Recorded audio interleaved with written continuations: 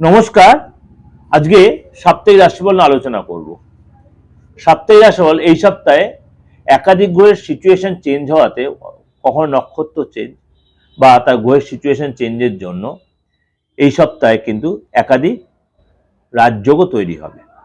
অর্থাৎ 9th ফেব্রুয়ারি two 15th ফেব্রুয়ারি 2026 সারা সপ্তাহটা। এবং এই সপ্তাহতে যারা প্রেমে রয়েছেন, প্রেমের জগতে অনেকেই কম বেশি জানেন এই সপ্তাহেই পড়বে ভ্যালেন্টাইন্স ডে, অর্থাৎ 14 তারিখ 14 ফেব্রুয়ারি।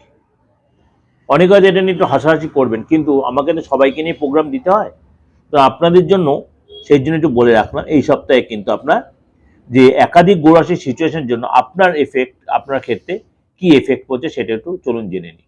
অর্থাৎ এই যে 9 ফেব্রুয়ারি টু 15 ফেব্রুয়ারি এই সপ্তাহে আপনার গ্রহ রাশির সিচুয়েশনে বলে এই সপ্তাহে পড়ছে আপনার ভ্যালেন্টাইন্স ডে, আবার মহাশিবরাত্রি। মহাশিবরাত্রিও কিন্তু এই সপ্তাহেই পড়ছে। অর্থাৎ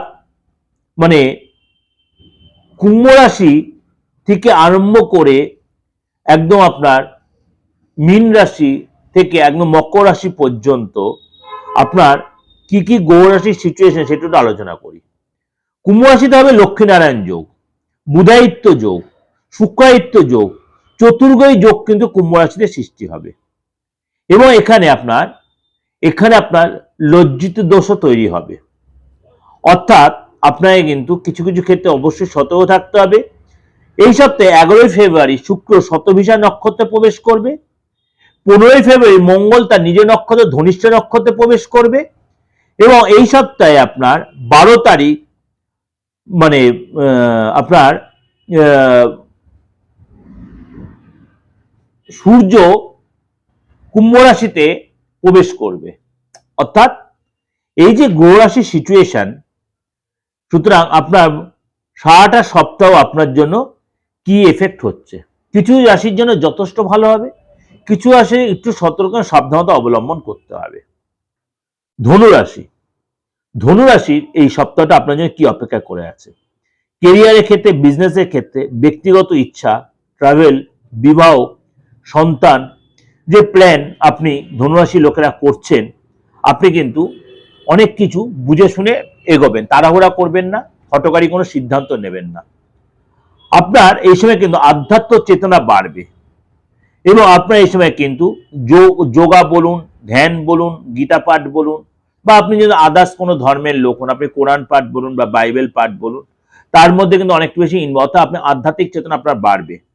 আপনার মনটা অনেক বেশি শান্ত হবে, যে অস্থির ভাবটা ছিল অনেকটাই সেখান থেকে আপনি বেরিয়ে আসতে রিলিফ পাবেন। আর্থিক স্থিতি আগের চেয়ে বেটার হবে, আয় বাড়বে। এবং এই সময় কিন্তু আপনি বাইরের কোনো সূত্র থেকে, একাধিক সূত্রতে অর্থ লাভের যোগাযোগ তৈরি হবে। অর্থাৎ কাজের জায়গায় আপনার অনেকটা আপনি অবসর খুঁজে পাবেন। এই সময় কিন্তু আপনার পরিস্থিতি অনেকটা আপনার প্রেফার আছে। বিদ্যার্থী যারা আছেন আপনার যথেষ্ট পজিটিভ থাকবে। পড়াশোনা আপনার ধ্যান দিতে হবে। শিক্ষাক্ষেত্রে আপনার কারোর হেল্প পাবেন, সহযোগিতা পাবেন। প্রেমের জায়গায় যথেষ্ট আকর্ষণ বাড়বে, কিন্তু আপনার স্পষ্টতা রাখতে হবে, সততা রাখতে হবে, সংযত থাকতে হবে। তাহলে কিন্তু আপনি অনেকটাই নিজেকে এগিয়ে নিয়ে যেতে পারবেন। এটা আপনার কাছে একটা ওভারঅল প্রেজেন্টেশন দিলে অবশ্যই আপনাদের ভালো লাগবে, অবশ্যই আপনাদের মিলবে।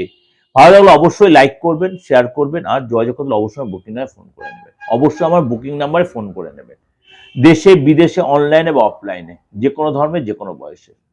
8910732594339601 এই দুটোই বুকিং নাম্বার। এই দুটো বুকিং নাম্বার ফোন করে আপনি আমার থেকে সেই সার্ভিসটা পেতে পারেন।